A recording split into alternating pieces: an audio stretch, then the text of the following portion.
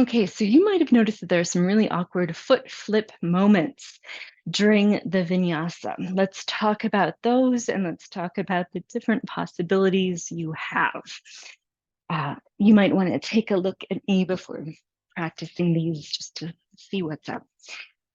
So first, let me say that though we usually go from here, from plank to chaturanga, toes back, upward facing dog, toes forward, downward facing dog, the flip isn't really necessary at all. Pointing the toes back for upward facing dog is not really of the essence. It might feel like a nice stretch for the tops of your feet.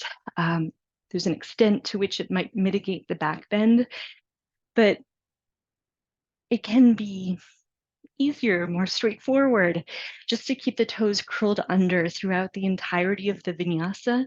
And that really could be okay for you. How would this feel in your body? What if you stayed in plank, lower down for chaturanga, kept your toes under you for upward facing dog, kept your feet basically in that same position to go to downward facing dog? I think that feels pretty good.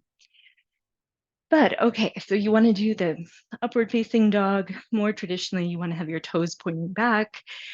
How do you make that happen?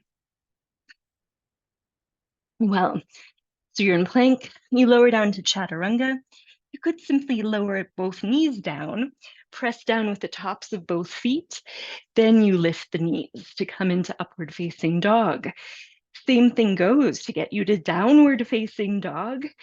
You could lower both knees down, curl both sets of toes in under you, move back toward tabletop, then move to downward facing dog that way. So that's the knees down way to flip the toes back, then flip them forward again. There's another way that's to do one foot, then the other foot. And that's cool, that works. But we might want to vary which foot we're flipping first in that case, so we're not always favoring the same one, which could create some imbalances. Let's look at that one. So here you are in plank. You come on down to chaturanga. One foot flips, the other foot flips. You're here in upward facing dog. Then to get to downward facing dog, one foot flips, the other foot flips. Back you go, downward facing dog. What if it were possible to flip both feet at the same time?